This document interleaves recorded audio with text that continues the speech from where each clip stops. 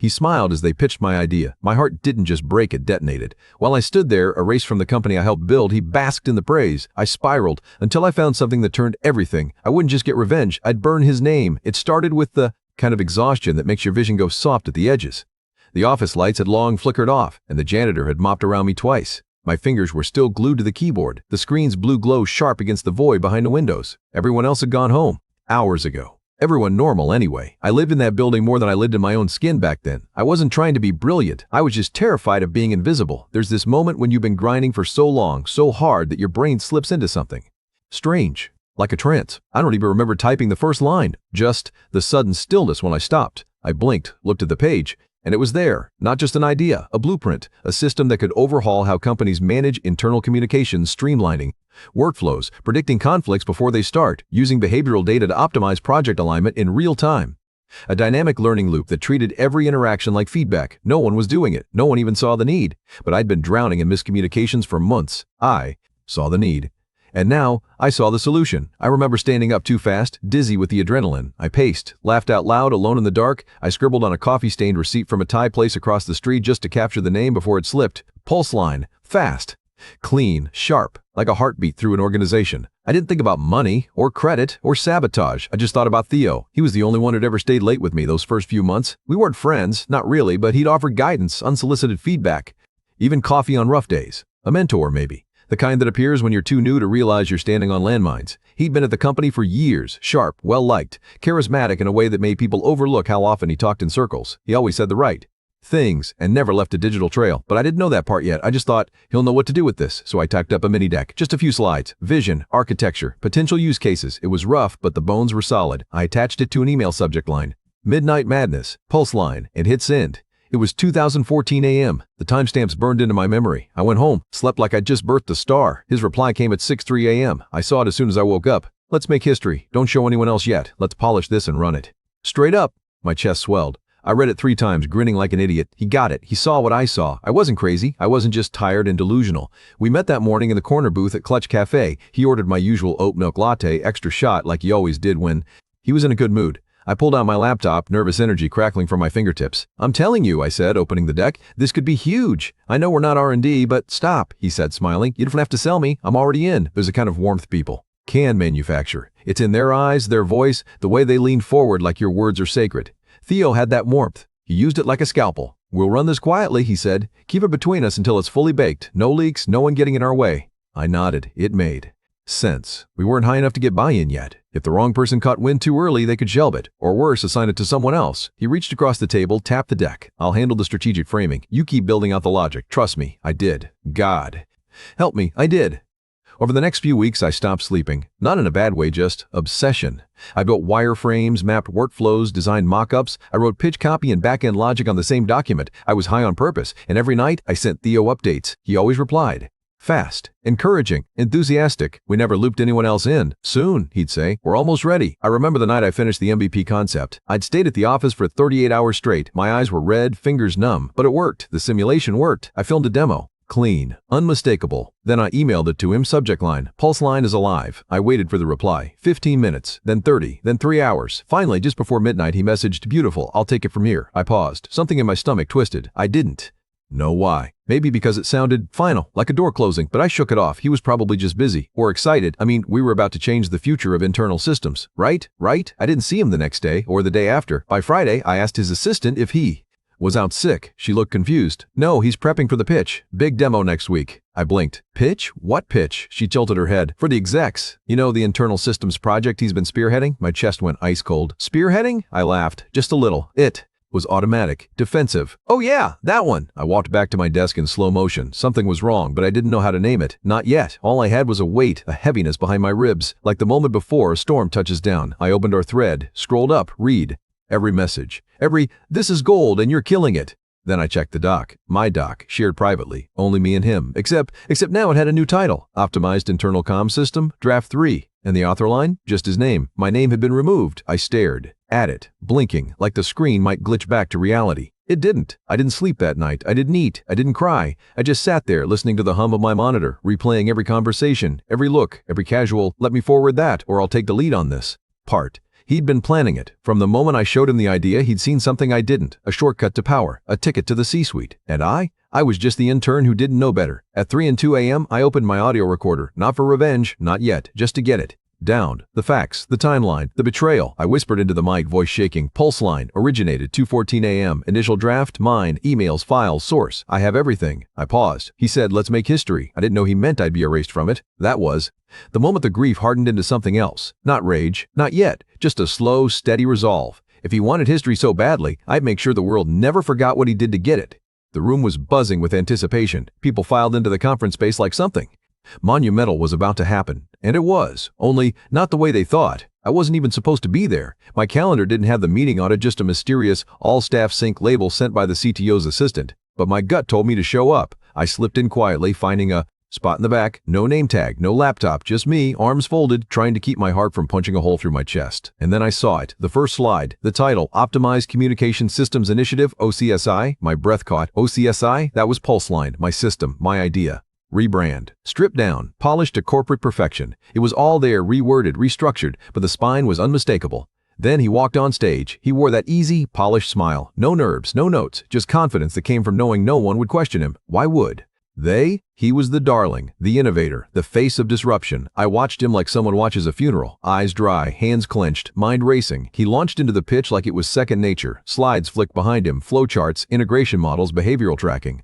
Features. All things I built. I tested. I risked sleep and sanity to create. I waited for my name. I told myself he'd credit me, maybe not as a co-creator, but something. A big shout out to our analyst who helped brainstorm the early drafts. Even that would have been enough. A breadcrumb. Proof that I existed. But he didn't. He never even looked toward the back row, like he knew exactly where I'd be, like he couldn't risk locking eyes. The moment that broke me wasn't the pitch. It was the applause. Long, warm, genuine. People stood. They clapped. Someone whistled. Theo gave a modest bow. He waved a hand humbly like, oh, it was nothing. I felt myself vanish. It wasn't a sudden thing. It was like smoke curling away from a fire. Slow. I could feel the shape of myself thinning with every second that no one said my name. I slipped out before the Q&A. The hallway felt colder than the room.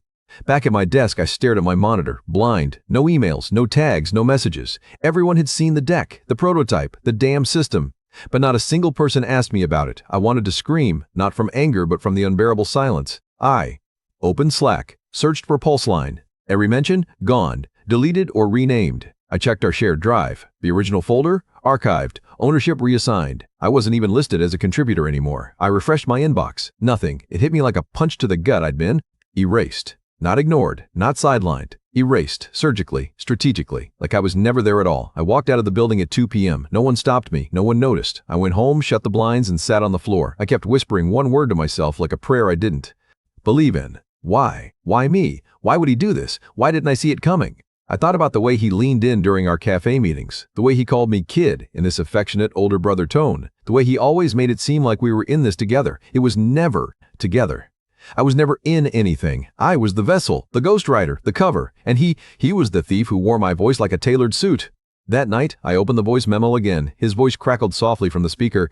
This is your idea, but we can make it ours. That line used to make me feel seen. Now it felt like a warning I hadn't heard in time. I played it again, then again, then again. The words lost their meaning and became rhythm, a pulse, a heartbeat of betrayal. On Monday, I walked into work like a shadow. People patted Theo on the back. Someone brought him donuts. Our director clinked mugs with him in celebration. I got a passive-aggressive email from HR about unauthorized absences and team cohesion. I was still here, but now I was poison, useless. He hadn't just stolen my idea, he'd rebranded me as irrelevant. I tried once, just once.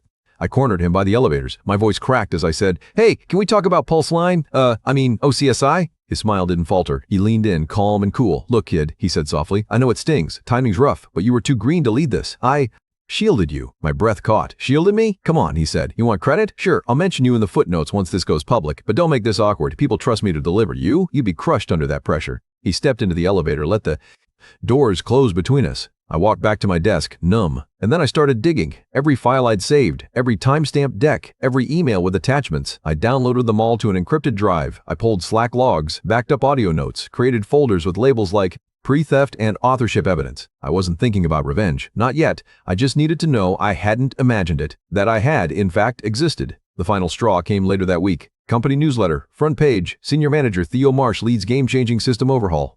There was a photo, him smiling. The caption said, a visionary leader pushing us into the future.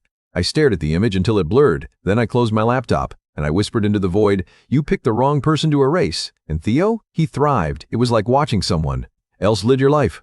He moved through the office like a man ascending. Every day he wore that same smug calm, like the world had confirmed what he always knew. He was chosen, meant to lead, meant to shine. The worst part? He was good at pretending I didn't exist, not with cruelty, not even with dismissal. No, he treated me with warmth, politeness, like a teacher indulging a bright but troublesome student. One time in the break room, he even said, "How's your side projects going?" with a wink. Side projects. He said it like a pat on the head, like he hadn't gutted me and sold the bones as his own. I smiled, nodded, took my coffee and walked away before my knees gave out. I started spiraling. I stopped trusting my memory. I replayed old conversations, scrolled through our Slack threads until my eyes blurred. Had I misread everything? Had I exaggerated my role? Was I losing my grip on what actually happened? One night at 2 a.m., I pulled up my voice memos, the one I recorded after the first draft, the one I'd almost deleted a dozen times. I hit play. "This is your idea, but we can make it ours." His voice, calm, certain, not flustered, not unsure. Not collaborative, calculated. I sat there in the dark, the weight of those words anchoring me back to truth. I wasn't crazy. From that point on, something shifted in me. I stopped crying. I started watching. Every LinkedIn post he made, every article that mentioned the project. Every time he used a phrase I had coined like conversational latency reduction, which wasn't even real terminology. It was something I'd made up at 3 a.m. as a joke, and now he was using it in interviews. So I began to build something else. An archive. I cataloged every instance. Every pitch where he mirrored my original deck layout. Every bug in the system that mirrored issues I'd flagged months prior. Every interview where he rephrased lines I had written. It was obsessive, but it kept me alive. It gave me purpose. And then I saw the Reddit thread. It was a small startup forum. Someone had posted, "Anyone else feel like OCSI is just a repackaged idea from a smaller open source project a while back?" The replies were mostly jokes, shrugs, but someone else commented, "That's weird. I remember seeing something called Pulseline in a UX case study, SI, online months before OCSI ever launched. Can't find the link now though?" My breath caught. It was happening. Tiny fractures, doubts, and I realized I didn't need to scream. I just needed to plant seeds. I created a burner Reddit account, started posting in tech subreddits. Never accusatory, just curious. "Hey, wasn't this idea originally posted by someone else? Feels like I saw a Pulseline prototype on GitHub last year." People were skeptical, some pushed back, but others began to dig, and that's when I got the DM from a journalist, tech reporter. Small publication, but respected. She'd seen one of my comments, said it pinged her curiosity, asked if I'd be willing to talk off the record. My fingers hovered over the keyboard. Was this the moment? Was I ready to pull the pin? I typed, "Yes, but I need to send you something first." I compiled the timeline, emails, prototypes, audio, screenshots, the first version of Pulseline. The night I sent it, Theo's reply, the changelogs, the Slack exports, the voice memo. I zipped it, sent it under an anonymous alias. 2 days passed, then came her reply, "This is bigger than I thought. Let's talk." By the time the article dropped, I was already 5 steps ahead. The reporter Jules had done her job well. She didn't call Theo a thief. She didn't accuse the company of fraud. No, she did something far more dangerous. She asked questions. The headline was clinical. "The Quiet Origins of OCSI, One Employee's Forgotten Contribution." It read like a case study, an anonymous source, documents reviewed, evidence suggests. She'd included my original screenshots, timelines, even the voice memo cropped to just the phrase, "This is your idea, but we can make it ours." No name, no direct blame, just doubt. And in corporate America, doubt is the poison that rots from the inside. The post hit Hacker News first, then Twitter, then LinkedIn. At first, nothing, silence, but then came the whispers. Quote, tweets, threads, side-eye commentary. Why does this feel shady? Anyone got the full Pulseline deck? Starting to look like Theo might have borrowed a little too much. I watched it unfold from behind a dozen burner accounts, each one with a different voice. One defended me, one played devil's advocate, one just posted links to obscure archived pages and asked, "Was this the prototype?" I wasn't just watching the storm, I was building it. Theo didn't flinch, not publicly at least. He posted a vague response about team effort and inspiration coming from many sources. It was polished, empty, the kind of thing designed to kill conversation. But it didn't, because someone found an old tweet from a UX blog that had covered Pulseline months before OCSI was even announced. The timestamps matched my records. The blog was small, but the date was undeniable, and I hadn't even submitted it. Someone else had found my work, seen the potential, and written about it in a footnote. No one read except now, when it mattered most.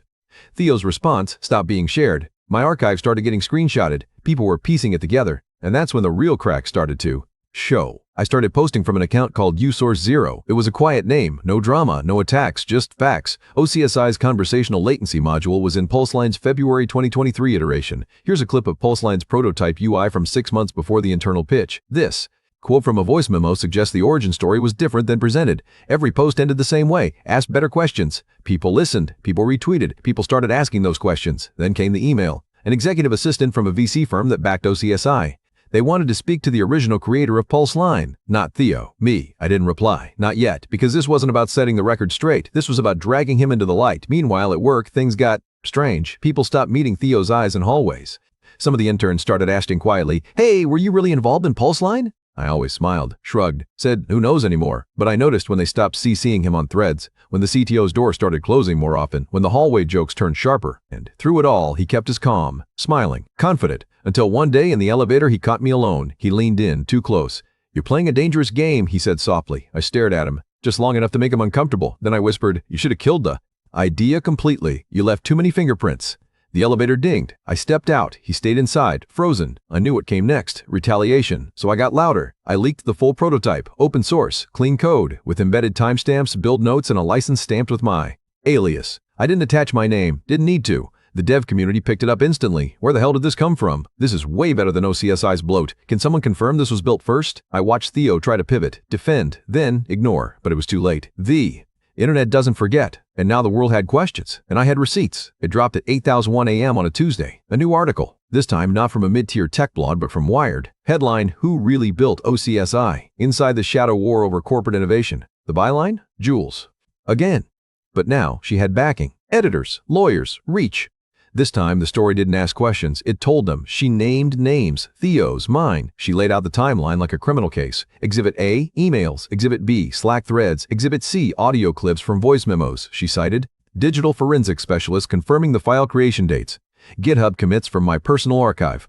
The truth was now undeniable and public. I was at my desk when it went live. My screen glowed with 1,000 open tabs. Alerts, retweets, mentions, messages from strangers. At first, no one around me said anything. Then I heard a cough, a rustle of movement. Someone leaned over the cubicle wall. "Hey," a voice said cautiously, "you okay?" I looked up, and I saw it, the shift. They didn't see me as crazy anymore. They saw me as credible, maybe even dangerous. By noon, the article had trended. By 2 p.m., HR called me in. They used soft words.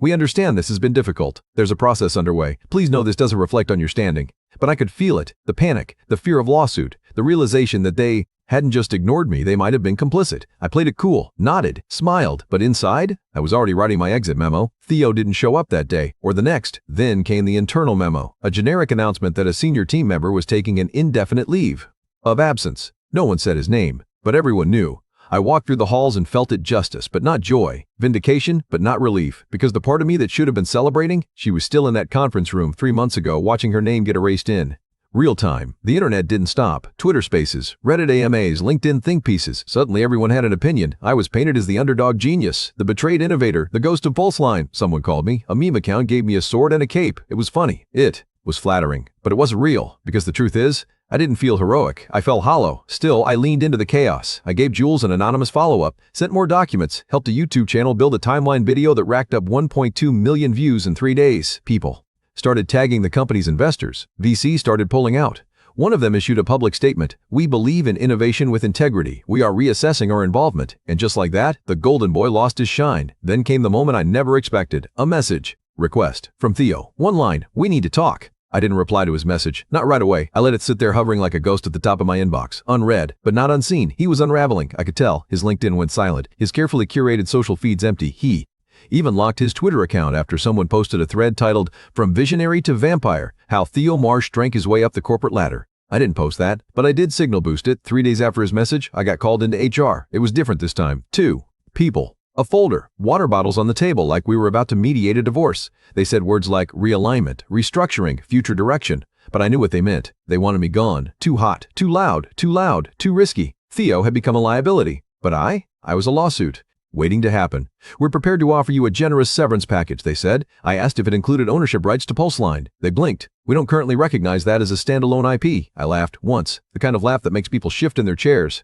Then I stood up, gathered my things, and walked out without signing a single document. Theo was waiting near the elevators. Coward. He hadn't messaged again, hadn't called, just stood there holding a coffee he probably hadn't even sipped. "You got what you wanted," he said quietly. I turned, met his eyes. "No," I said, "not yet." He looked older, paler, that ever-present confidence, gone, replaced with something hollow, fragile. "You think this fixes anything?" he asked. "I think it starts something," I replied. He sighed. "We could have built it together." I stepped closer. You don't get to say "we" anymore. That was the last time I saw him in that building. 2 days later, a company-wide email confirmed it. Effective immediately, Theo Marsh is no longer with the company. No reason given. Just gone. I walked home under a sky that felt too wide.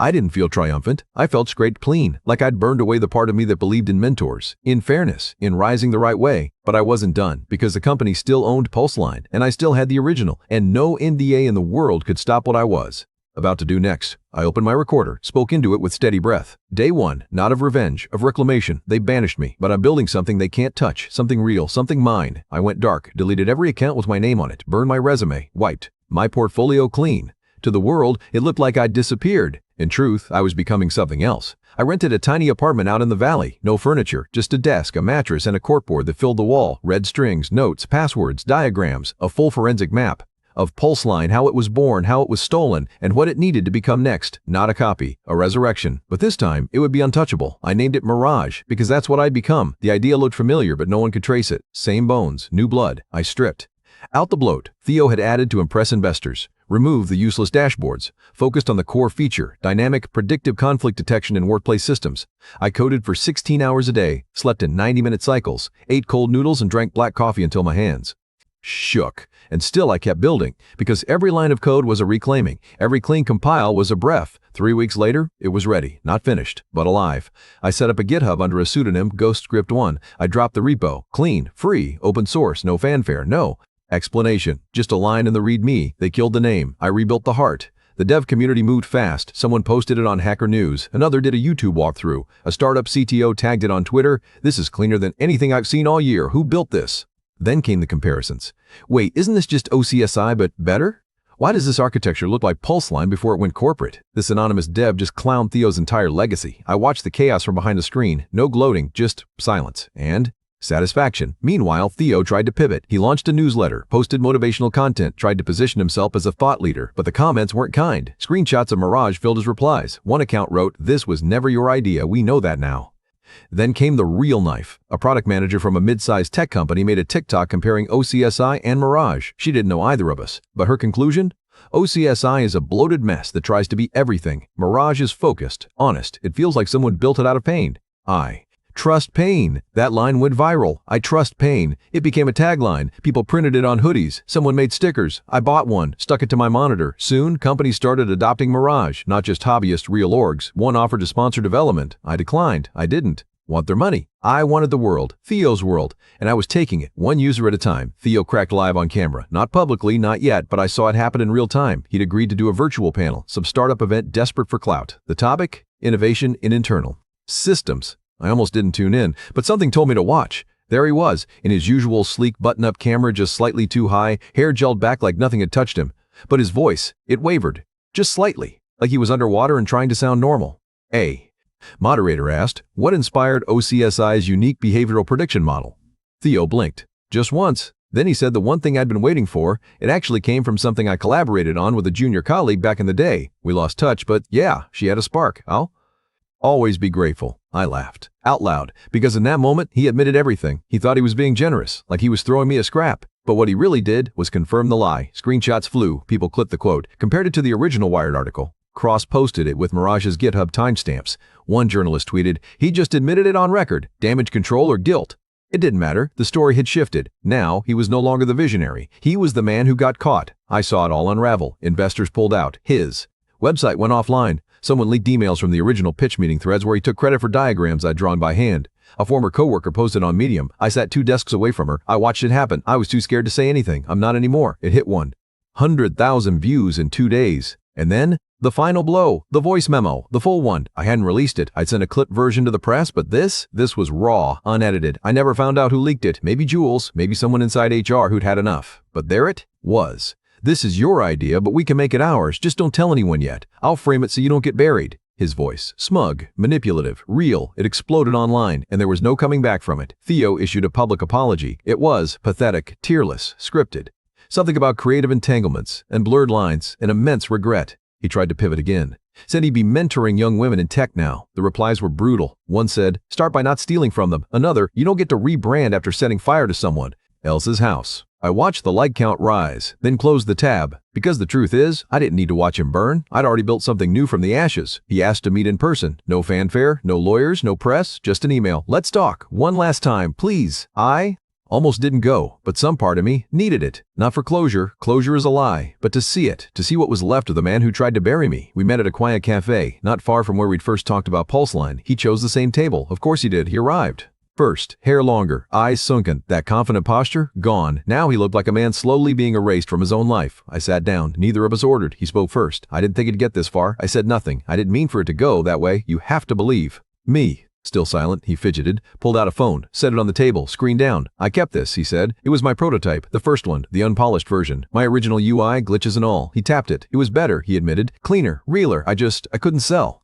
it raw like that. I thought if I polished it, it'd be ours. Together. Now I laughed. Slow. Bitter. You mean if you sold it, you could keep it? He didn't deny it. There was a pause. He finally looked up. What do you want from me? I leaned in, pulled out my recorder, hit play. The voice memo. His voice. This is your idea, but we can make it ours. Just don't tell anyone yet. It played between us. Loud. Ugly. He winced. I didn't stop it. When it ended, I looked at him. I want you to live with this sound in your head. Every night. Every time someone asks, what happened to your career? I want this to echo. He swallowed hard, then whispered, I'm sorry. I shook my head. No, you're sorry you got caught. I stood. He stayed seated. Didn't chase me, didn't beg. He just watched me go. And that was enough. I didn't post a victory thread. Didn't go viral. Didn't start a podcast, sell merch, or bask in the spotlight like they wanted me to. I just kept building.